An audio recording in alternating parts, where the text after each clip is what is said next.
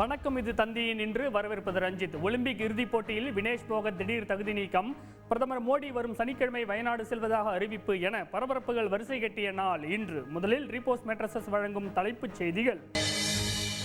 வினேஷ் போகத்துக்கு ஆறுதல் கூறி எக்ஸ் தளத்தில் பிரதமர் மோடி பதிவு. சாம்பியன்களின் சாம்பியன் என்றும் புகழாரம். பதக்கத்தை இழந்தாலும் அனைவரது மனதையும் வினேஷ் போகத் வென்றிருப்பதாக முதலமைச்சர் ஸ்டாலின் கருத்து. இந்திய ஒலிம்பிக் சங்கம் மேல்முறையீடு செய்ய ராகுல் காந்தி வலியுறுத்தல். நிலச்சரிவு பாதிப்புகளை ஆய்வு செய்ய வரும் 10ஆம் தேதி வயநாடு செல்கிறார் பிரதமர் மோடி. பாதிக்கப்பட்ட மக்களை சந்தித்து ஆறுதல் கூற உள்ளதாக தகவல். வயநாடு நிலச்சரிவை தேசிய பேரிடராக அறிவிக்க மக்களவையில் எதிர்க்கட்சித் தலைவர் ராகுல் காந்தி இன்று வலியுறுத்தல். நிலச்சரிவு நிவாரணத்திற்காக நடிகர் பிரபாஸ் 2 கோடி ரூபாய் நிதியுதவி. முதலமைச்சர் ஸ்டாலின் தலைமையில் வரும் 13ஆம் தேதி தமிழக அமைச்சரவை கூட்டம்.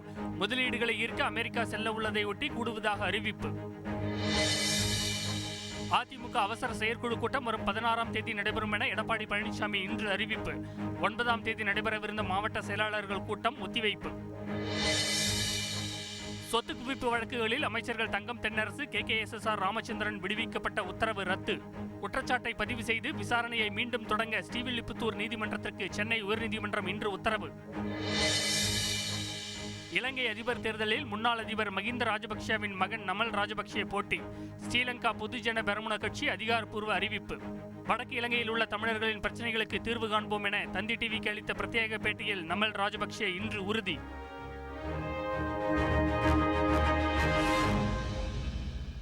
வயநாட்டில் நிலச்சரிவு ஏற்பட்ட பகுதிகளில் இன்று 9வது நாளாக மீட்பு பணிகள் தொடர்ந்து நடைபெற்றன. இந்த பேரிடரில் உயிரிழந்தவர்கள் எண்ணிக்கை இன்றுடன் 413ஆக உயர்ந்துள்ள நிலையில் பாதிக்கப்பட்ட பகுதிகளை பிரதமர் மோடி வரும் சனிக்கிழமை நேரில் பார்வையிட உள்ளார். செய்தியாளர் கார்த்திக் வழங்கிய தகவல்கள் இவை. கேரள மாநிலம் வயநாடு நிலச்சரிவு மீட்பு பணியில் 9வது நாளாக இன்றும் 2000க்கும் மேற்பட்ட ராணுவத்தினர், பேரிடர் மீட்புக் குழுவினர் மற்றும் தன்னார்வலர்கள் ஈடுபட்டனர்.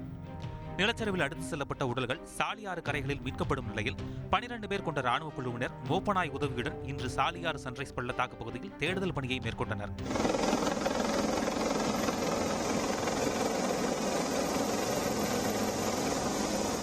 மறுபுறம் முண்டகை சூரல்மலை கிராமங்களில் நிலச்சரிவால் ஏற்பட்ட சேதாரங்கள் குறித்து கேரள வருவாய்த்துறையினர் வீடு வீடாக சென்று கணக்கெடுப்பை தொடங்கினர். இதனிடையே 150க்கும் மேற்பட்டவர்களின் உடல்கள் இன்னும் கிடைக்கவில்லை என அட்டமலை ஊராட்சி கவுன்சிலர் சுகுமாரன் வேதனை தெரிவிக்கிறார். என்ன பண்றது ஒண்ணுமே புரியல, எப்படி வாழ முடியுதுன்னு தெரியல, அப்படிதான் கஷ்டத்தில் இருக்கு. எப்பத்தான் இதெல்லாம் சரி பண்ணி வரும் தெரியாது. இந்த ஊர் திரும்பி வராது, நம்பிக்கை இல்லை.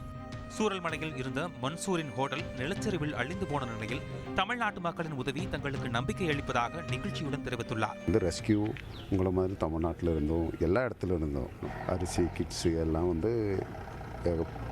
எல்லாருக்கும் தமிழ்நாட்டில் இருந்து வண்டி வந்துகிட்டே இருக்குது. நிறைய பேர் ரெஸ்கியூ பண்ணுற அவருக்கு நம்ம இந்தியன் ஆர்மி அதெல்லாம் நமக்கு சொல்கிறதுக்கு அந்த பேச்சே இல்லை. அந்த மாதிரி அந்த அளவுக்கு அவர் இங்கே கஷ்டப்பட்டுருக்கு.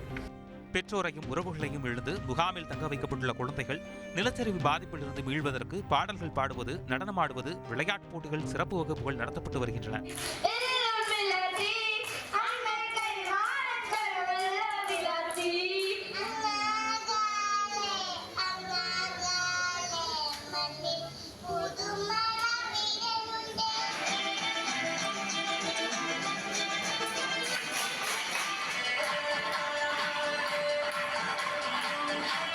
மக்களவையில் இன்று பேசிய எதிர்க்கட்சித் தலைவர் ராகுல் காந்தி வயநாடு நிலச்சரிவை தேசிய பேரிடராக அறிவிக்க வேண்டும் என வலியுறுத்தினார். இதுவரை எத்தனையோ இயற்கை பேரிடரை பார்த்திருந்தாலும் வயநாட்டில் ஏற்பட்டது மிகப்பெரிய சோகம். இதை தேசிய பேரிடராக மத்திய அரசு அறிவித்து பாதிக்கப்பட்ட மக்களுக்கு கூடுதல் நிவாரணம் வழங்க வேண்டும். இதனிடையே வயநாடு நிலச்சரிவு பாதிப்புகளுக்கு நடிகர் பிரபாஸ் 2 கோடி ரூபாய் நிதியுதவியை கேரள முதலமைச்சரின் பொது நிவாரண நிதிக்கு வழங்கினார். செய்தியாளர் கார்த்திக் வழங்கும் கூடுதல் தகவல். 9வது நாள் மீட்பு பணி நிறைவடைந்திருக்கு. 415க்கும் மேற்பட்டோர் உயிரிழந்திருப்பதாகவும் 150 பேர் காணவில்லை என்ற பட்டியல் வெளியாகியிருக்கு. அதே சமயம் சூரல்மலை, முண்டகை மற்றும் பூஞ்சேரி மட்டம் பகுதிகளில் வீடுகளை இழந்தவர்கள் மற்றும் வீடுகள் பாதிப்பு மற்றும் பொருட்கள் சேதம் குறித்தான கணக்கெடுப்பை வருவாய்த்துறையினர் நடத்தி முடிச்சிருக்காங்க.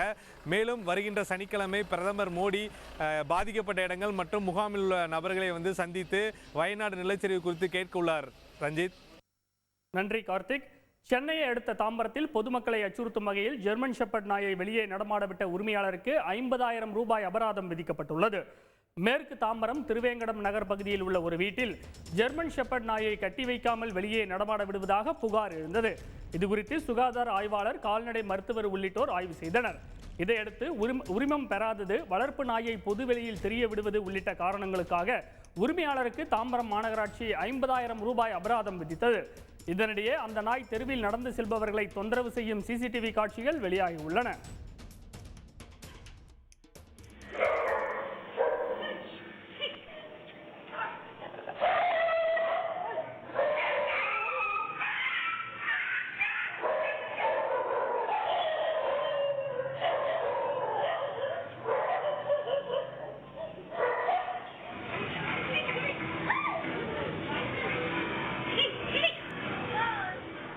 வீட்டில் வளர்க்கப்படும் அனைத்து நாய்களுக்கும் முறையாக தடுப்பூசி போடப்பட்டு 15 நாட்களுக்குள் உரிமம் பெற்றுக்கொள்ள வேண்டும் எனவும், தவறினால் நடவடிக்கை எடுக்கப்படும் எனவும் தாம்பரம் ஆணையர் எச்சரித்துள்ளார். ஒலிம்பிக் போட்டியில் இருந்து தகுதி நீக்கம் செய்யப்பட்ட மல்யுத்த வீராங்கனையின் உடல் எடை ஒரே நாளில் அதிகரித்தது எப்படி என்ற கேள்வி எழுந்துள்ளது.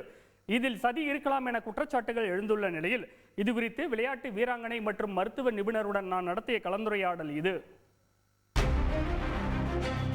வென்றால் தங்கப்பதக்கம், தோற்றால் வெள்ளிப்பதக்கம், எப்படி முடிந்தாலும் ஒலிம்பிக் வரலாற்றில் இந்தியா புது சகாப்தம் படைக்கும் என்று ஒட்டுமொத்த இந்தியர்கள் மனதிலும் மகிழ்ச்சி வெள்ளம் கரைபுரண்டோடி கொண்டிருந்த நேரத்தில் இடியா இறங்கியது வினேஷ் போகத் தகுதி நீக்கம். பாரிஸ் ஒலிம்பிக்கில் செவ்வாய் என்று ஒரே நாளில் அடுத்தடுத்து 3 போட்டிகளிலும் வெற்றி பெற்ற மல்யுத்த வீராங்கனை வினேஷ் போகத் இந்தியாவுக்கு முதல் தங்கத்தை வென்று பெருமை சேர்ப்பார் என்ற எதிர்பார்ப்பில் இருந்த இந்திய ரசிகர்களுக்கு ஏமாற்றமே மிஞ்சியது. பொதுவாக அனைத்து மல்யுத்த போட்டிகளும் ஒவ்வொரு வெயிட் கேட்டகரிக்கும் 2 நாட்கள் நடைபெறும். யுனைடெட் வேர்ல்டு மல்யுத்த கூட்டமைப்பின் விதிகளின்படி போட்டி நடைபெறும் முதல் நாளன்று காலையில் முதல் எடை பரிசோதனை நடைபெறும். இதில் பதிவு செய்யப்படும் எடைக்கு ஏற்றாற் போல ஒவ்வொரு போட்டியாளரும் ஒரு எடை பிரிவில் மட்டுமே விளையாட அனுமதிக்கப்படுவார்கள். முதல் நாள் போட்டிகளில் வெற்றி பெற்று இறுதிப் போட்டிக்கு செல்லும் வீரர்களுக்கு 2வது நாள் காலையில் மீண்டும் எடை பரிசோதனை நடத்தப்படும். ஒரு குறிப்பிட்ட எடை பிரிவு போட்டியில் ஒருவர் நுழைந்தவுடன் அந்த 2 நாட்களும் அதே எடையை பராமரிக்க வேண்டியது கட்டாயம். ஒருவேளை எடை பரிசோதனையில் தோல்வியடைந்தால் போட்டியிலிருந்து அந்த வீரர் தகுதி நீக்கம் செய்யப்பட்டு கடைசி இடத்திற்கு தள்ளப்படுவார். இதனால் மல்யுத்த வீரர்கள் தங்கள் எடை கூடாமல் இருக்க உணவு, தண்ணீர் கூட உட்கொள்ளாமல் பட்டினி கிடக்கும் சூழலுக்கு கூட தள்ளப்படுகின்றனர். ஆனால் கடந்த 2 நாட்களாக மாறாமல் இருந்த வினேஷ் போகத்தின் எடை ஒரே இரவில் அதிகரித்தது எப்படி என இந்திய மல்யுத்த கூட்டமைப்பின் தலைவர் சஞ்சய் சிங் கேள்வி எழுப்பியுள்ளார். எடை அதிகரித்ததுல வினேஷ் போகத்தின் தவறு எதுவும் இல்லை. ஆனா கடந்த 2 நாட்களா மாறாம இருந்த எடை ஒரே இரவுல எப்படி அதிகரித்தது என்பதை அவரது ஊட்டச்சத்து நிபுணரும் பிசியோதெரபிஸ்டும் தான் சொல்லணும். அரசு பன்னோக்கு மருத்துவமனையின் விளையாட்டு மருத்துவத்துறை மருத்துவர் லியோனார்டு பொன்ராஜிடம் பேசினோம். பொதுவா ஓவர் நைட்ல எவ்வளவு வெயிட் வரைக்கும் கெயின் ஆக வாய்ப்பு இருக்கு? குறைஞ்சபட்சம் 200 இருந்து 300 கிராம், அதிகபட்சம் 1/2 கிலோ மேக்சிமம், அவ்வளவுதான் கெயின் ஆகும் ஓவர் நைட். ஓவர் நைட்ல என்ன சாப்பிட்டாங்க, அங்கதான் நியூட்ரிஷனிஸ்ட் கண்ட்ரோல் பண்ணி வச்சிருக்கோம். ஹே, நாளைக்கு உனக்கு காம்படிஷன், நீ இதை சாப்பிடாத, அதை சாப்பிடாத, பி கேர்ஃபுல், என் கூட இது. It is the nutritionist job to make sure that she stays within 50 kilos. அங்கதான் தப்பு நடந்திருக்கு. அப்பீல் பண்ணணும்னு கோரிக்கைகள் வலுக்குது. மத்திய அரசு தலையிட்டா இதுக்கு தீர்வு கிடைக்குமா? It is purely the sports body. அவங்கதான் அந்த மெடிக்கல் டீம் போயிருக்காங்க. அதுக்கு தலைவர் வந்து டாக்டர் தின்ஷா பர்திவாலா அப்படின்னு என்ன, அவர் தலைமையில அந்த மெடிக்கல் டீம் கொடுக்கிற ரிப்போர்ட், அவங்க பண்ற அப்பீலுக்கு தான் பதில். Government has no role. Government வாயை திறக்க முடியாது. நியூட்ரிஷனிஸ்ட் உடம்பு சரியில்லாம போயிட்டாங்க, அவங்க மேற்பார்வை இல்லாம போயிட்டதுனால ஆயிப்போச்சு அப்படின்னு தப்ப கட்டி தான் பண்ணணும் வெளியே. மற்றபடி நம்ம ரைட்டோட எதுவும் கேட்க முடியாது. we can only request. Appeal is only a request. there is no command or demand. இந்தியாவுக்கு கௌரவம் கிடைப்பதை தடுக்கிறதுக்கான சதி வேலைன்னு முன்னாள் வீரர் விஜேந்திர சிங் குற்றம் சாட்டி இருக்காரு. அதுக்கான சாத்தியக்கூறுகள் இருக்கா? இதுக்கு பின்னணியில யாரும் கிடையாது. இது நான் என்ன சொல்றேன்னா, இது வந்து மோர் than the sports person is concentrating on training. கண்ணெல்லாம் மெடல்ல தான், கோல்ட் மெடல்ல தான் இருக்குது. இதை சரியா பார்த்துக்க வேண்டியது நியூட்ரிஷனிஸ்ட். தவறுதான் நான் சொல்லுவேன். இட்ஸ் அதுக்கு தானே சார் காசு கொடுக்குறோம் நியூட்ரிஷனிஸ்ட்க்கு. டிக்கெட் போட்டு அனுப்புவாங்க பாரிஸ்க்கு. Nutritionist every gram she should have measured. அதே சமயம் ஒலிம்பிக் இறுதிப் போட்டியிலிருந்து வினேஷ் போகத் தகுதி நீக்கம் செய்யப்பட்டதில் சதி இருப்பதாக முன்னாள் குத்துச்சண்டை வீரர் விஜேந்திர சிங் பரபரப்பு குற்றச்சாட்டை முன்வைத்துள்ளார். இது பற்றி சென்னையைச் சேர்ந்த பிரபல பவர் லிப்டிங் வீராங்கனை ஆரத்தி அருணிடம் பேசினோம். இந்த மாதிரியான சிச்சுவேஷன்ல என்ன செஞ்சிருந்தா வெயிட் ரெடியூஸ் பண்ணிருக்கலாம், அதுக்குன்னு ஏதாவது டைம் கொடுப்பாங்களா?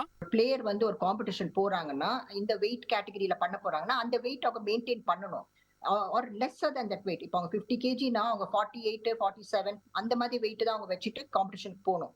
பிகாஸ் இந்த டிராவல்ல வந்து we can put on weight போட்டுடலாம், கிளைமேட்டிக் சேஞ்சஸ் இருக்கும், சாப்பாடுல நம்ம எதனா சாப்பிட்டா கூட எக்ஸ்ட்ரா வெயிட் போட்டுடலாம். ஸோ அந்த கேப் நம்ம எப்பவுமே ஒரு 1 kg டிஃபரன்ஸ் வச்சுட்டு தான் போகணும் காம்படிஷனுக்கு. Maybe will go for jog or run, sweat பண்ண பார்ப்போம், ஸ்டீம் பாத் எடுப்போம், பாத்ரூம் போனா கூட வெயிட் லாஸ் ஆகுமே. ஸோ இந்த மாதிரி டெக்னிக்ஸ் எல்லாம் நாங்கள் யூஸ் பண்ணுவோம். இப்போ எங்க கேமுக்கு வந்து 1.5 hours டைம் கொடுப்பாங்க வெயிட் செக் பண்றதுக்கு. அதுக்குள்ள நம்ம எவ்வளவு வாட்டினா போய் வெயிட் செக் பண்ணிட்டு நம்ம வெயிட் கேட்டகரிக்குள்ள அந்த பர்டிகுலர் வெயிட் நம்ம வந்துடணும். தலை முடிய வெட்டி இருக்கலாம் அப்படின்னு நிறைய யோசனைகளை சோசியல் மீடியால பார்க்க முடியுது. உங்களுடைய கருத்து என்ன? இப்ப ரொம்ப நீட்டு முடி இருக்கு, அந்த முடி வெட்டா இருக்கு அப்படின்னு சொன்னா ஓகே, ஃபியூ அவுன்சஸ் தான் ரெடியூஸ் ஆகும். நீங்க சொல்ற மாதிரி எந்த டிஃபரன்ஸோ வெயிட்ல வராது. நடப்பு பாரிஸ் ஒலிம்பிக் தொடரில் வினேஷ் போகத் மட்டுமின்றி இத்தாலி, அல்ஜீரியா, ஸ்லோவாக்கியா, ரஷ்யா உள்ளிட்ட நாடுகளின் 5 வீரர் வீராங்கனைகள் கூடுதல் எடை காரணமாக தகுதி நீக்கம் செய்யப்பட்டுள்ளது குறிப்பிடத்தக்கது. தமிழ்நாடு சாலை திட்டங்களுக்கு இந்த ஆண்டு 5000 கோடி ரூபாய் வழங்கப்படும் என மாநிலங்களவையில் மத்திய அமைச்சர் நிதின் கட்கரி இன்று உறுதியளித்துள்ளார். இதனிடையே தமிழக அமைச்சரவை கூட்டம் வரும் 13ஆம் தேதி நடைபெற உள்ளது. இன்றைய முக்கிய அரசியல் நிகழ்வுகள் குறித்து விவரிக்கிறது பின்வரும் தொகுப்பு. முன்னாள் முதல்வர் கருணாநிதியின் 6ஆம் ஆண்டு நினைவு நாளை ஒட்டி சென்னையில் முதலமைச்சர் ஸ்டாலின் தலைமையில் இன்று அமைதி பேரணி நடைபெற்றது. மெரினா கடற்கரை காமராஜர் சாலையில் உள்ள கருணாநிதி நினைவிடத்தில் முதலமைச்சர் ஸ்டாலின் மலர் வளையம் வைத்து மரியாதை செலுத்தினார்.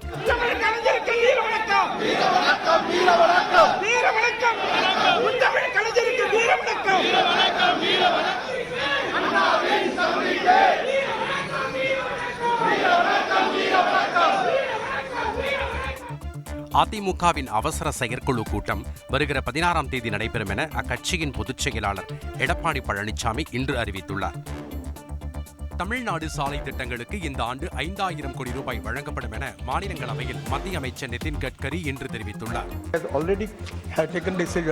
தமிழக நெடுஞ்சாலைத்துறைக்கு நிதி வழங்குவதில் நாங்கள் எந்தவித வரையறையும் வைத்திருக்கவில்லை. 5000 கோடி ரூபாய் கூட ஒதுக்க நாங்கள் தயாராக இருக்கிறோம். இலங்கை அதிபர் தேர்தலில் முன்னாள் அதிபர் மஹிந்த ராஜபக்சவின் மகன் நமல் ராஜபக்ச போட்டியிடுவதாக ஸ்ரீலங்கா பொதுஜன பெரமுன கட்சி அதிகாரப்பூர்வமாக அறிவித்துள்ளது. இந்நிலையில் வடக்கு இலங்கையில் உள்ள தமிழர்களின் பிரச்சினைகளுக்கு தீர்வு காண்போம் என தந்தி டிவிக்கு அளித்த பிரத்யேக பேட்டியில் நமல் ராஜபக்ச உறுதியளித்துள்ளார். சொத்து குவிப்பு வழக்குகளில் அமைச்சர்கள் தங்கம் தென்னரசு, KKSSR ராமச்சந்திரன் ஆகியோர் விடுவிக்கப்பட்ட உத்தரவை இன்று ரத்து செய்த சென்னை உயர்நீதிமன்றம் குற்றச்சாட்டு பதிவு செய்து விசாரணையை மீண்டும் துவங்க ஸ்ரீவில்லிபுத்தூர் நீதிமன்றத்துக்கு உத்தரவிட்டுள்ளது. மகாராஷ்டிரா, மத்திய பிரதேசம், அசாம் உள்ளிட்ட மாநிலங்களில் உள்ள 12 மாநிலங்களவை தொகுதிகளுக்கான தேர்தல் வரும் செப்டம்பர் 3ஆம் தேதி நடைபெறும் என அறிவிக்கப்பட்டுள்ளது. பகுஜன் சமாஜ் கட்சியின் மாநில தலைவர் ஆம்ஸ்ட்ராங் கொலை வழக்கில் பிரபல ரவுடி நாகேந்திரனின் மகனும் வழக்கறிஞருமான அஸ்வத்தாமன் கைது செய்யப்பட்டுள்ளார். அஸ்வத்தாமன் காங்கிரஸில் இருந்த நிலையில் அவர் கட்சியிலிருந்து நீக்கப்பட்டுள்ளார். இந்த கொலை வழக்கில் கைது செய்யப்பட்டுள்ள 6வது வழக்கறிஞர் இவர் என்பது குறிப்பிடத்தக்கது. தமிழக அமைச்சரவை கூட்டம் முதலமைச்சர் ஸ்டாலின் தலைமையில் வரும் 13ஆம் தேதி நடைபெறவுள்ளது. செய்தியாளர் வழங்கும் கூடுதல் தகவல். முதலமைச்சர் தலைமையில் நடைபெறக்கூடிய அமைச்சரவை கூட்டத்தில் துறை ரீதியாக அறிவிக்கப்பட்ட திட்டங்களின் நிலை குறித்து ஆலோசிக்கப்பட உள்ளது. அதே நேரத்தில் புதிய தொழில் நிறுவனங்களுக்கான அனுமதியும் இந்த அமைச்சரவை கூட்டத்தில் வழங்கப்பட உள்ளது. 27ஆம் தேதி தமிழக முதலமைச்சர் அமெரிக்கா செல்ல உள்ள நிலையில் புதிய புரிந்துணர்வு ஒப்பந்தங்களுக்கான ஆலோசனையும் அமைச்சரவை கூட்டத்தில் வாயிலாக கலந்தாலோசிக்கப்பட்டு முக்கிய முடிவுகள் எடுக்கப்பட உள்ளது. ரஞ்சித், இன்றைய நாளின் முக்கிய நிகழ்வுகளை இதுவரை பார்த்தோம். பார்த்த உங்களுக்கு நன்றி. இது தந்தி நின்று நான் ரஞ்சித். இனி இரவு வணக்கம்.